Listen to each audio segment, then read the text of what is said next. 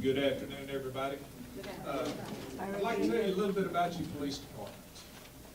We have 18 certified police officer positions, including my position. Right now, we're staffed at 17. I'm looking for someone who'd like to be a police officer. It's tough. It's really tough to find someone who fits the village. Okay.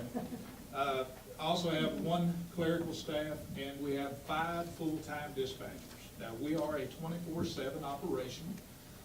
We have 2 911 PSAPs that come into the police department that the dispatchers take care of. If you dial 911, don't hang up. We know who you are. Okay? And if you don't answer our questions, we're going to send a police officer over to check and make sure you're okay.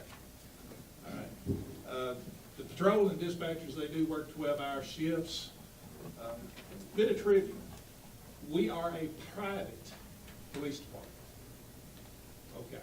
In 1983, legislature passed a bill that allows the sheriffs of each county to commission officers in planned communities.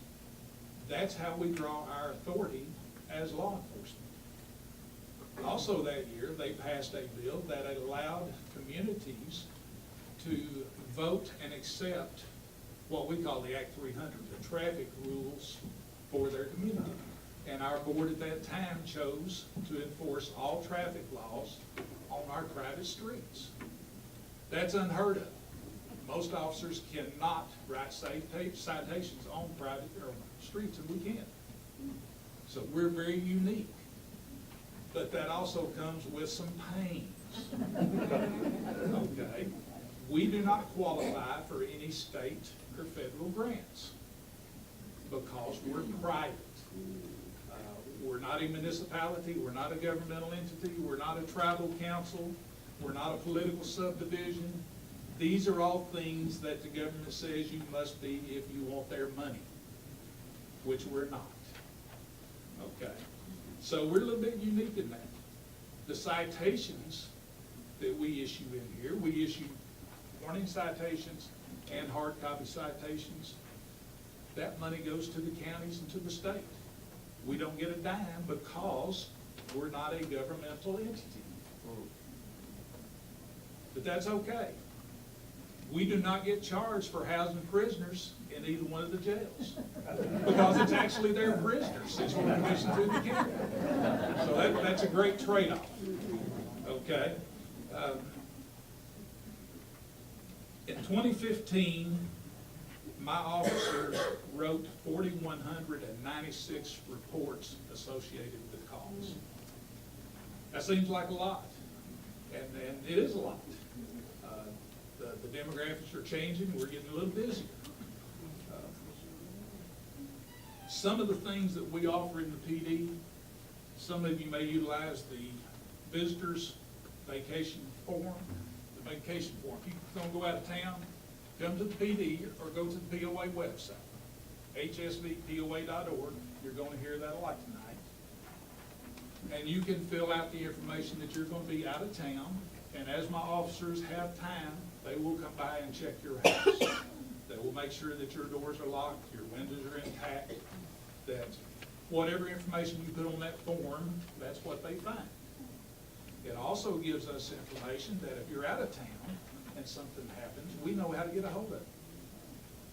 Okay, so that's a really good form. Also, we have the Contact Plus forms. Some of you may be familiar with that. That gives us some information if we get a call for a welfare check and we can't get you to answer your door. That gives us information, maybe a neighbor has a key. So we can go to this form and see if you have these people listed. So if you're not taking advantage of that, please do so. And the other is the Code Red program. You have to go onto the POA website, sign up, and this program is if we have a Alzheimer's patient who's walked away, we need help finding this person. This is a reverse dialing system. We can select the area, how many houses, what area we may think he's in or she's in, and it will automatically dial everyone who is signed up in that area. And some of you may be getting these calls that say, hey, you're looking for such and such, certain clothes, you're going, what the heck is this? Okay, people call the PD and say, what's going on? All right, really good program. If you're not part of it, please go on the website and sign up for it. Some of the other projects that we are involved in with the police department. First Assembly of God Church had an extravaganza for Easter. Extravaganza. Over 12,000 eggs they placed and had children come in and pick them up. The police department, along with the Citizens Academy, we provided security. It was at Cortez Ramp. We provided security to keep the kids out of the water and make sure everybody was safe. Really good program. We have the prescription drug take-back program. If you're not familiar with that, that is a program. If you have any unwanted medication, you can bring them to the PD. We have a box there 24/7. You can place those drugs in that box and they will be destroyed. Don't flush them down the toilets. That's not good for our systems. Okay? So bring them by the PD. We're also, this last year, we did a Halloween at the police department. First time it's ever been done. Had about 150 children who participated. Great turnout. This year, my group, talking about doing haunted houses, you know, fun stuff for the kids. And that's great. We're doing a gun-safe child gun lock safety program. If you need a lock, if you have your grandchildren coming in, you want to lock your weapons up where they're safe, come by the PD, they're free. Help yourself, we've got plenty of those. And 4th of July, who was at the fireworks last year? All those glowing things up and down the beach, we're going to do that again this year. And hopefully it'll be better. You notice some of the folks wearing little red blinky lights. That's part of the Be Safe and Illuminate program. We delivered a couple of hundred of those to the schools, so children who have to wait for the school bus in the mornings, when it's dark, they put it on their backpacks and they can be seen. So a good program. We have instituted a couple of neighborhood watch programs. Facilitated those, Diamante subdivision and the Valencia Court subdivision. They called inquiring about what can we do to help our community. We want to do something. So we went and helped them start a neighborhood watch program. We encourage that anywhere in the village where you want to get your group together, your subdivision, join forces to help make it safer, to be our eyes, give us a call. We'll be glad to help you. And then the last and the most important program that we've been working on this year is the Citizens Police Academy program. In 2 years, we've run 105 people through. As a result of that, I found somebody who wasn't very intelligent at the time to agree to start an alumni association and get a 501c3 so you can now make donations. Okay? But Mike's doing a really good job of that. Yes, a moment of weakness. We're going to start another academy Tuesday night. At this moment, there's almost 40 people signed up for that. If you're interested, we'll still take applications. We would like for you to know as much as you can about your police department. It's an 8-week program, and we will talk about anything but juvenile cases and open and active investigations. Anything else you want to know about your police department, we'll try to give you the information that you need. A couple of nights, we have the Saline and Garland County Sheriff come out and do a little demonstration of some type. It's becoming a running battle. Saline County does a really good mock homicide, but they cannot compete with Voyager the horse from Garland County. So those are really big nights. Also have the animal control under the police department out on Calopa Road. Have 2 ladies that do a really good job picking up animals and taking care of them out there. Also, I have the gates, and we've contracted with Allied Barton for the gates. They're doing a really good job for us. There's something I'd like to tell you about there. On the POA website, any of you golfers go in and use the website to make your tee times? Okay, also, you can log your visitors into the gate off that same program. So if you're not aware of that, please contact someone and they'll show you how to get in and how to get logged in, where you can enroll your guest yourself at the gates. With that, Marcy says I only have a limited number of minutes to talk, so I will stop. I would say introduce the next. Okay, this is my buddy, You're not too intelligent one. Mike Kuehn, and he's going to tell you a little bit about the Citizens Police Academy. Thank you. Well, Harv, don't feel too bad because none of us can get the whole mouthful of our name in there. It's hard to do. The Citizens Police Academy has been running for 2 years. Can everybody hear me? Okay. Been running for about 2 years. There have been 4 graduating classes, 105 total graduates.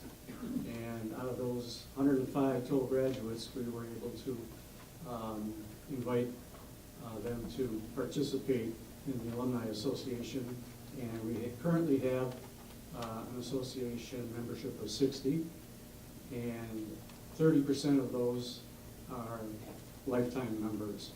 So, like I said, you can see that all the flashy, blinky lights. As a matter of fact, I think they should stand up. I think you should stand up so everybody can see. We probably might outnumber you.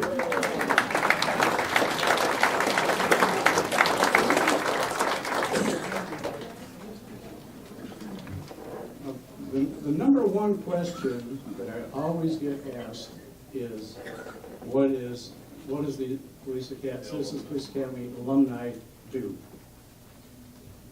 This is the long version, and a lot of what I'm going to talk about and show you is in the brochure, the handout brochure.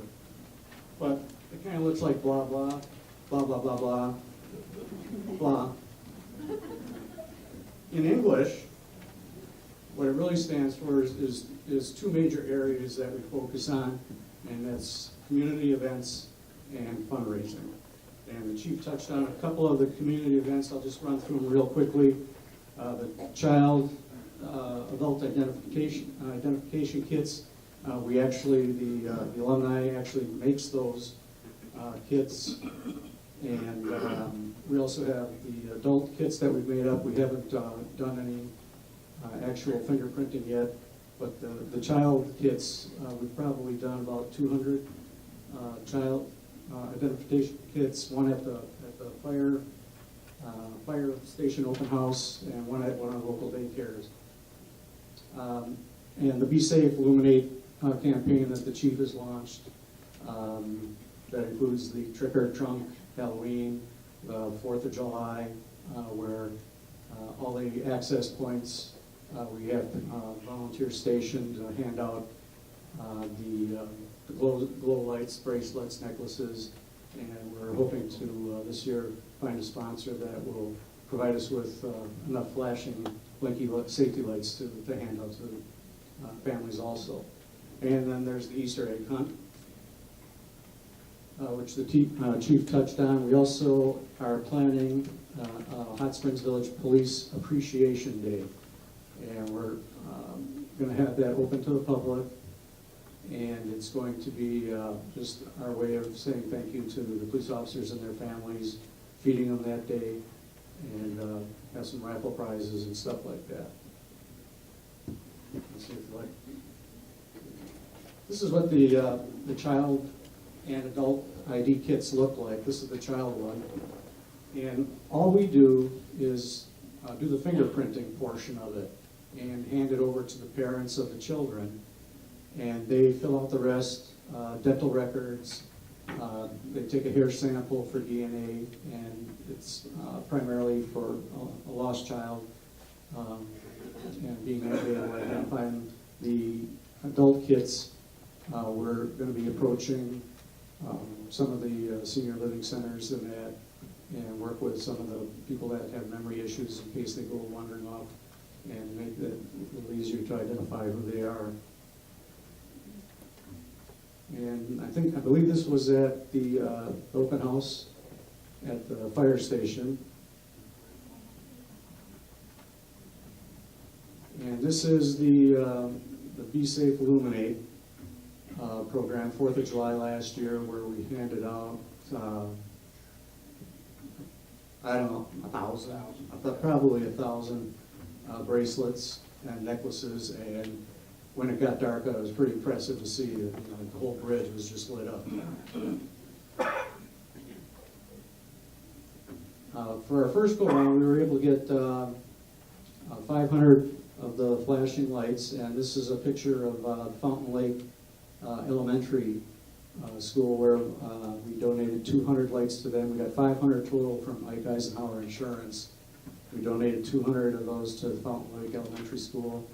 Probably about 200 left, but again, we're still looking for sponsors to provide additional lights for some activities we got coming up later on in the year. Trick or Trunk, that was held in the police station parking lot, and I believe this year we're going to expand it into a haunted house. So we'll see how that works. The Easter egg hunt, 12,000 eggs. You can see in the photo that the ground is just littered with eggs, and I'm pretty sure that's the Easter bunnies being taken in for questioning for littering Easter eggs.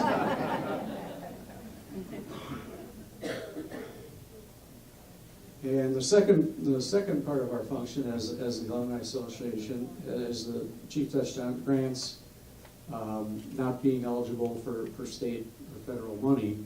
We kind of depend on private foundations, donations, merchandise sales, and some fundraising events that we're going to be announcing pretty soon after we've got some other things that we have to take care of first, but we'll be doing some of those. This is one that one of our members had received a solicitation from the United States Deputy Sheriff's Association for money. And in this solicitation, they showed all the nice things they give away to police departments that don't have the type of equipment. So we kind of turned it around on them. Instead of sending them a donation, we asked them to send us something. And we sent them an email. They called the chief back, and I think probably about 3 weeks later, they donated 20 tactical flashlights, individual flashlights for each of the officers, and 20 of these kind of glow-in-the-dark traffic vests. And you put the blinky lights on them, and it's really pretty impressive. Donations, we've received several donations. This one's from the Evening Lions Club. Merchandise, we've got hats, shirts. You can see the I Support Hot Springs Village Police logo in the lower right-hand corner there. That's the state of Arkansas, the blue line through it, and I understand from the chief that's a nationally recognized symbol. And those are available in decals. We can put them on shirts, jackets, hats, anything. What you see right there with the shield, those are all available to current alumni members. So we needed something for people that hadn't attended the police academy. So we came up with, I think Jim Patton came up with that design. These are some really important parts here. The donations. If you have a wine cellar that's stocked, drink it all now. If your cellar is empty, wait, because on April 28th, Cork and Bottle on Highway 7 is going to donate 5% of all their sales to the Alumni Association. So I really meant soda, not wine, soda. ArkansasGives.org was an important event for us that happened today. 45 minutes left. It ends at 8 o'clock.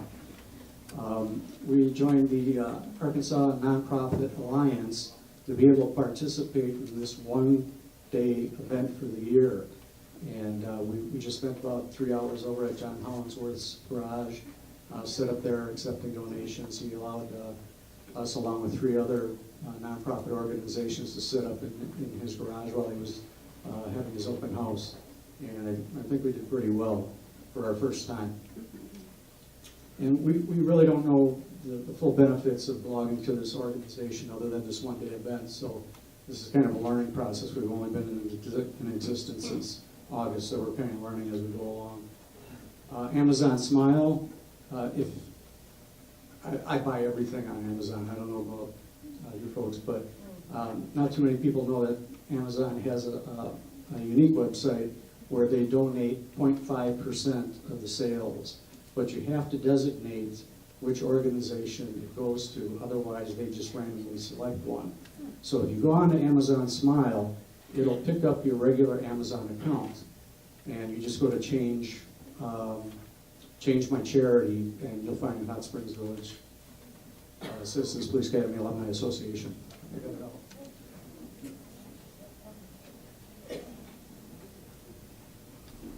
This is kind of a wish list, a partial wish list that the chief gave us.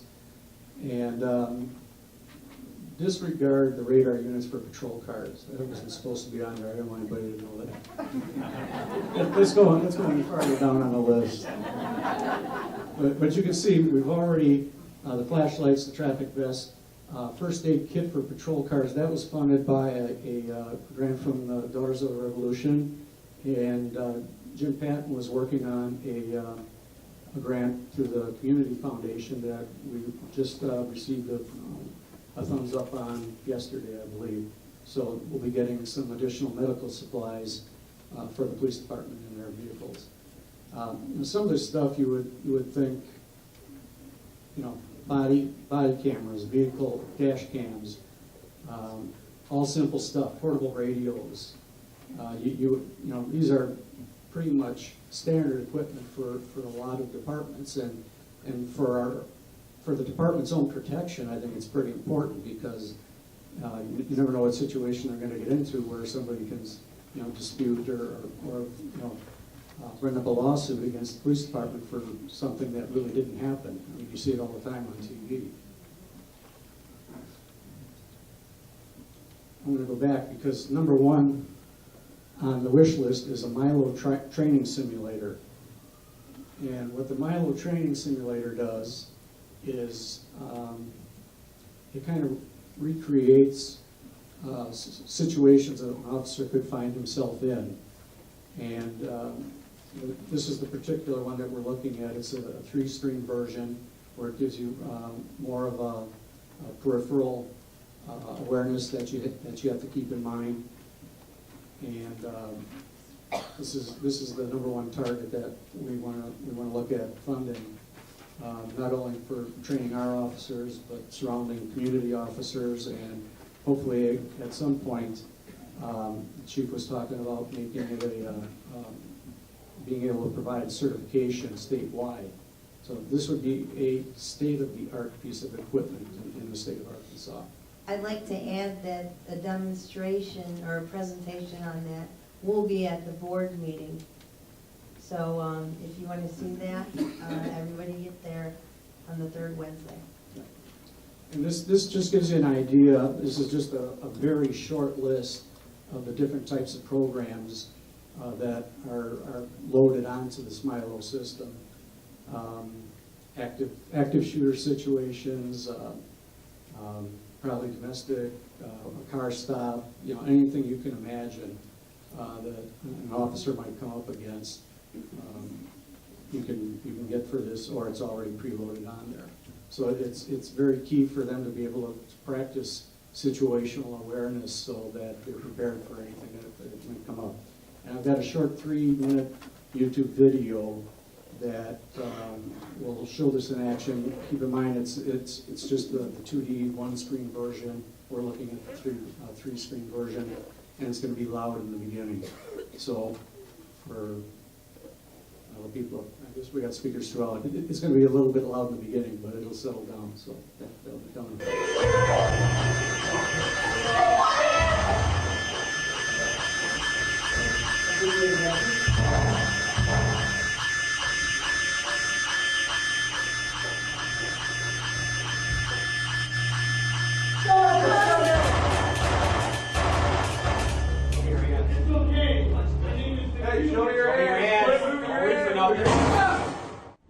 The Milo system is the most highly technical available training tool that I think has come to law enforcement of modern time in my generation. It is very realistic. It shows strengths, it shows weaknesses, it shows reality where nobody is going to get hurt or nobody is going to suffer. If a mistake is made, they walk away from the mistake. What it brings to them is a sense of tunnel vision, and the entire world gets shut out other than the scenario or the danger that's placed in front of them for them to make a decision to react to or not react to, or shoot or not shoot.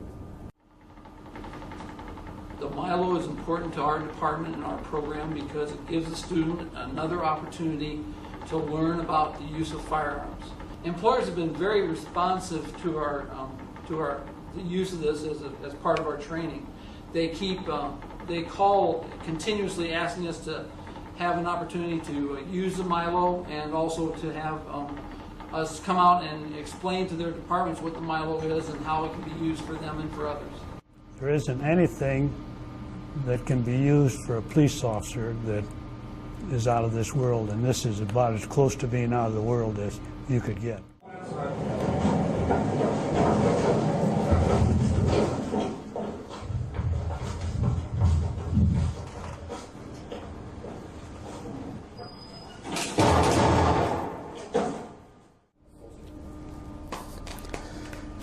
The Milo range is an excellent experience for all police officers in training. I was completely zoned into the screen. I had no idea there was even an audience behind me when I was doing the actual shooting.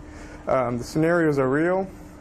My palms were sweaty, my heart was pounding, and my entire body, arms were shaking and everything. It was just like I was actually there. Scenarios are part of a training process. That's why they're important. You build the sub-skills first, the verbalization skills, the shooting skills, the defensive tactics skills. It tests them to see if they've acquired the knowledge that they needed from all the training that you've done. It gets them to look at themselves as a self-evaluation. What did I do wrong? What did I do right? What can I change next? One time it could be a shoot, next time it could be comply. And what I'm doing is attempting to do is read their body language, listen to what they're talking and saying to the screen as far as verbalization skills. And if that verbalization skill is pretty good, I can hit the comply button and the person complies. If it's not so good, maybe we go to a shoot situation. Maybe we go to a longer, stretched out scenario, giving them more chance to verbalize. But it does give a variation on the end of the scenario. Granted, the beginning of the scenario is going to be the same, and that gets boring, but the end is going to be a surprise, and we're going to test their judgment, and that's what we want to do.